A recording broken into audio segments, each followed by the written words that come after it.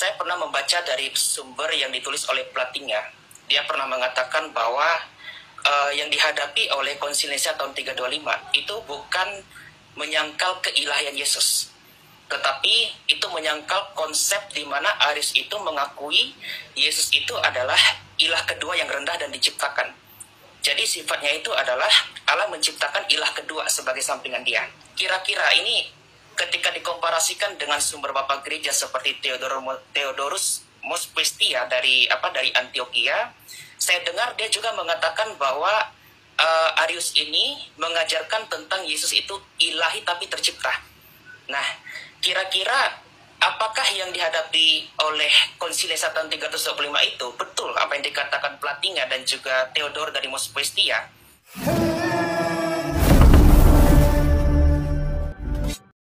Diam-diam ternyata Pak Dr. Bambang Nursena sudah mulai menjajal TikTok juga. Dan tentu saja kita mensupport langkah itu agar pelayanan beliau dalam mengedukasi publik makin luas jangkauannya.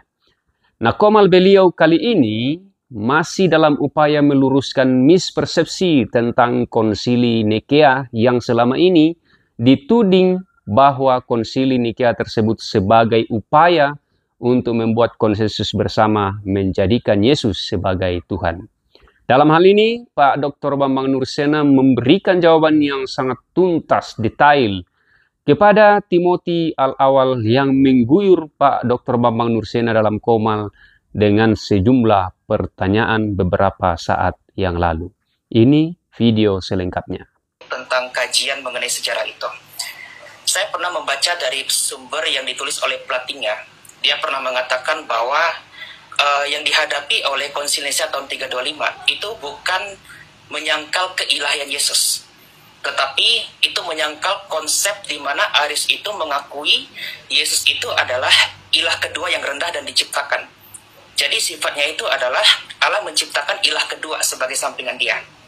Nah, kira-kira ini ketika dikomparasikan dengan sumber Bapak Gereja seperti Theodorus Mospestia dari Antioquia, saya dengar dia juga mengatakan bahwa Arius ini mengajarkan tentang Yesus itu ilahi tapi tercipta.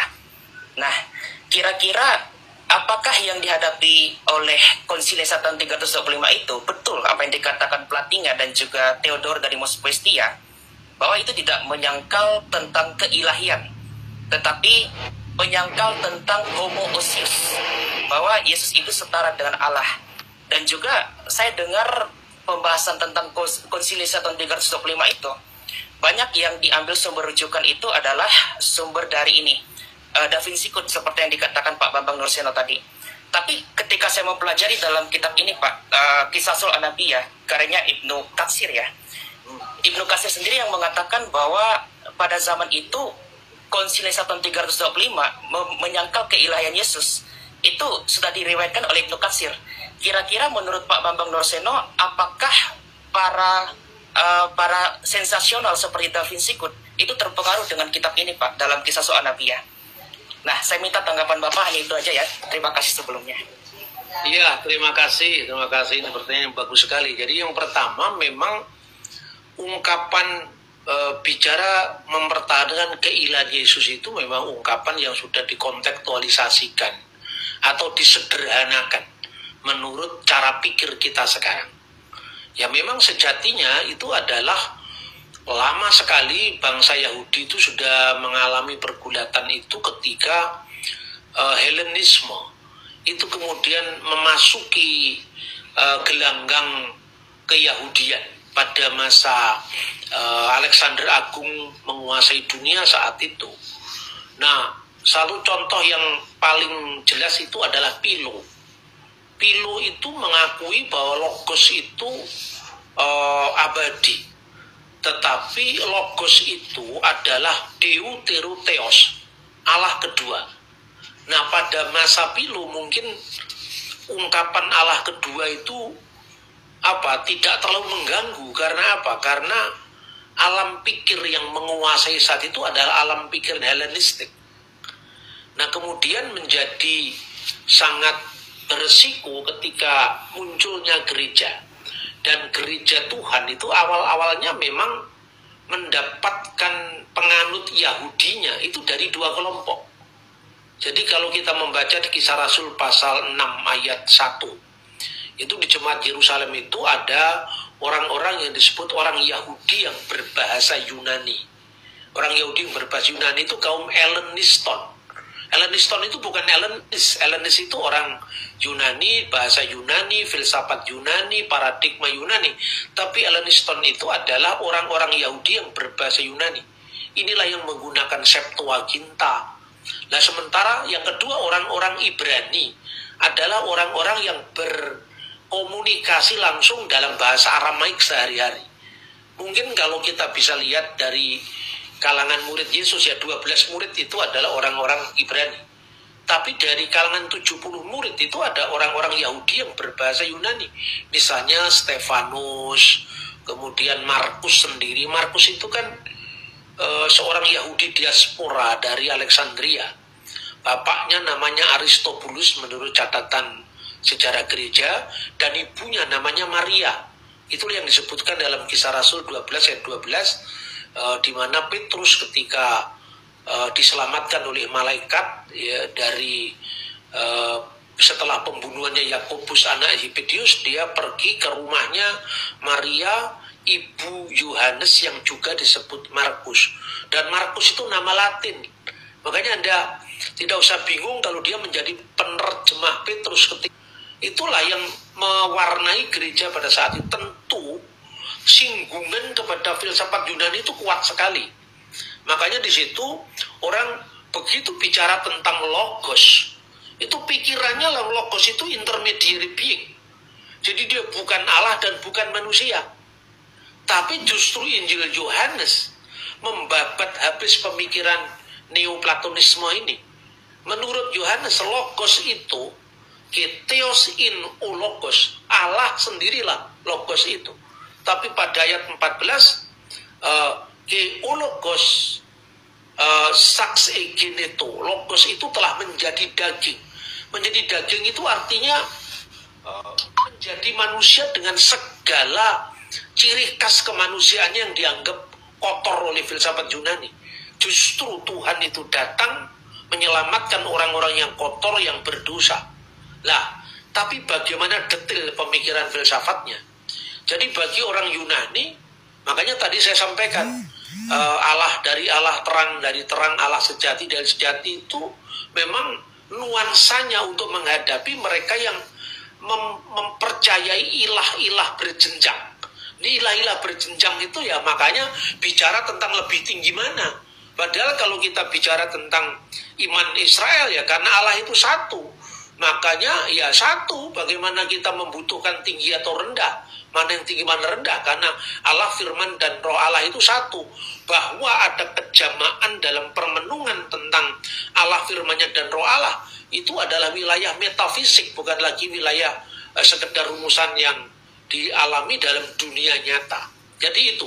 Jadi gambaran tentang Allah yang berjenjang itu betul. Namun dengan mengatakan yang disangkal oleh Konsili Nicea itu bukan masalah menghadapi keilahian Yesus. Ya akhirnya juga kesana juga kalau kita lihat dalam problem sekarang. Karena apa? Karena kalau firman itu sebagai ciptaan dalam alam pikiran Yahudi tidak ada. Di dunia ini cuma ada dua, yaitu pencipta dan ciptaan. Jadi tidak mungkin yang ilahi itu diciptakan. Karena yang ilahi dalam filsafat Yunani pun sebetulnya yang terjadi bukan creatio et nihilo, tapi pengaliran. Itulah yang namanya emanasi. Emanasi dari zat awal, delewer ke zat berikutnya, delewer lagi ke zat berikutnya, dan itu berjenjang. Sebetulnya itulah ajaran martabat 7. Jadi kalau orang menuduh bahwa kekristenan itu neoplatonisme, itu orang tidak dari tesis ini. Jadi seperti pengkutub-kutuban. Saya mencoba berpikir dan berinteraksi secara timur. Jadi artinya ya kalau dikatakan dia tidak menyangkal tentang keilahian lah. Keilahian didefinisikan sebagai apa? Bagi orang Yahudi dalam pemikiran Yudaisme tidak ada pencipta yang kecuali yang satu itu. Jadi yang bukan pencipta adalah ciptaan. Kalau dia bukan ciptaan, berarti ya pencipta. Jadi makanya itu tadi, itu sampaikan gini, ketika firman itu dikatakan bersama-sama dengan Allah. Konstantin sendiri cenderung kepada homoiousios, mirip dengan Allah. Lah mirip dengan Allah itu problematik. Kalau mirip dengan Allah, ada berapa Allah berarti? Katakanlah, ini ilahnya lebih rendah dari Allah. Berarti Allah ada saingan dong. Karena ada yang ilahi selain Allah. Kalau dikatakan firman itu ciptaan, sementara firman itu adalah alfa dan omega, berarti sesuatu yang diawali oleh waktu. Itu adalah ciptaan, tidak bisa ada kata lain. Itu clear sekali, makanya dalam konsili Nisea yang dikatakan, jadi baik itu pola pikir jenjang maupun pola pikir yang menyangkal bahwa keilahian itu dalam konteks tentu bukan seperti yang kita pahami sekarang ini. Sekarang ini kan perdebatan teologis itu kan seperti mengalami pemiskinan makna karena kita menghadapi misalnya serangan dari kelompok Islam polemik yang menyerang kita. Lalu kita ini reaksinya berarah balik. Kita ingin menyukakan mereka, maka terpaksalah iman kita sendiri kita sangkal atau kita berpikir salah. Itulah munculnya gerakan-gerakan unitarianisme. Itu kan gerakan yang minder terhadap agamanya sendiri karena imannya disalahpahami. Kemudian tentang Da Vinci Code itu nggak bisa dijadikan rujukan karena itu ya istilahnya itu bukan literasi sejarah, itu kan novel fiksi. Jadi kebacut saja atau keterlaluan aja orang yang menjadikan novel fiksi sebagai rujukan. Tapi ya baiklah, itu kan Kristen itu sudah terbiasa lah kalau dibuli-buli seperti itu. Makanya sekarang peta-petaan saja. Kita selalu menyajikan data dengan literatur yang jelas. Sementara yang bersuara besar itu kan pertanyaannya mulai dari zaman purbakala sampai sekarang. Di mana Yesus mengatakan akulah Allah sembahlah aku? Itu aja yang dipertanyakan. Ya semoga itu yang saya bisa komentari ya dari pertanyaan Timothy al-awal. Terima kasih. Izin moderator, sebelumnya jawaban dari Pak Nursena udah menjawab, semua udah menjawab. Tapi yang saya minta terakhir itu Pak, terkait dengan riwayat Ibnu Katsir, yang dimana dalam kisah Sul Anabiyah dia mengatakan konsil Nisea itu dibantah keilahiannya itu bermula dari riwayat Ibnu Katsir. Nah, kira-kira menurut Bapak, apakah para pengkritik tentang konsil Nisea seperti Da Vinci Code itu terpengaruh dengan riwayat Ibnu Katsir? Mohon maaf sebelumnya Pak, terima kasih. Ya, oke. Saya tidak tahu apakah penulis Da Vinci Code ada hubungan dengan Ibnu Katsir, tapi memang peredaran dari pikiran-pikiran Ibnu Katsir itu cukup luas ya. Bahkan kadang-kadang banyak sekali dari pengembangan-pengembangan yang dilakukan itu sangat mempengaruhi dunia modern. Tapi tentang kasus Da Vinci Code ini saya tidak tahu persis apakah dia terpengaruh Ibnu Katsir atau tidak. Tapi misalnya contohnya sekarang tuduhan tentang orang Yahudi melakukan sisipan terhadap Kejadian pasal 20 ayat 22, pasal 20 ayat 22 itu diperkenalkan Ibnu Katsir dari Ibnu Taimiyah. Jadi Ibnu Taimiyah itu kemudian membuat teori bahwa orang Yahudi jauh sebelum zamannya Kristen telah memalsukan Taurat itu supaya sesuai dengan Ishak gitu ya. Tapi itu dibantah oleh arkeologi karena semua naskah kuno, baik itu Samaritan, Dead Sea Scroll, semua jelas mengatakan itu adalah Ishak misalnya. Nah sekarang ini orang-orang yang dulunya suka membuat teori begitu, sekarang kan bisa di cross check langsung. Jadi sekali lagi, saya tidak tahu persis apakah penulis Da Vinci Code itu terpengaruh dengan Ibnu Katsir karena saya pun tidak terlalu peduli dengan tulisan-tulisan seperti itu. Ya kecuali kalau hal-hal itu memang menyangkut hal yang cukup serius, misalnya ada data yang dia kemukakan dari sumber yang patut didiskusikan baru saya bicara. Tapi kalau tidak ya anggap saja nanti itu akan lewat sendiri, kecuali ya orang-orang yang memang puas hanya cukup dan nonton film, itu lain lagi. Demikian kira-kira. Ya luar biasa. Baik, saudara-saudara sekalian, saya pikir sudah sangat tuntas, ringkas, dan sangat jelas disampaikan Dr. Bambang Nursena dalam meluruskan mispersepsi terkait dengan hasil dari konsili Nikea yang selama ini dituding bahwa konsili tersebut sebagai upaya orang Kristen untuk membuat konsensus bersama menjadikan Yesus sebagai Tuhan. Jadi, tidak benar kalau konsili itu dimaksudkan untuk menjadikan Yesus sebagai Tuhan, karena ketuhanan Yesus itu sama sekali tidak bergantung pada pengakuan manusia. Itu poinnya. Ketuhanan Yesus sama sekali tidak bergantung pada pengakuan manusia. Tetapi yang benar ialah sejak dari mulanya dia adalah Alfa dan Omega. Sejak dari mulanya dia adalah Tuhan dan Juru Selamat. Itu saja yang saya sampaikan kali ini. Sampai jumpa di episode selanjutnya. Terima kasih untuk dukungan Anda yang terus mengalir untuk channel David Saguna. Kiranya semakin berkembang sebagai alat edukasi iman bagi kita sekalian. Salam.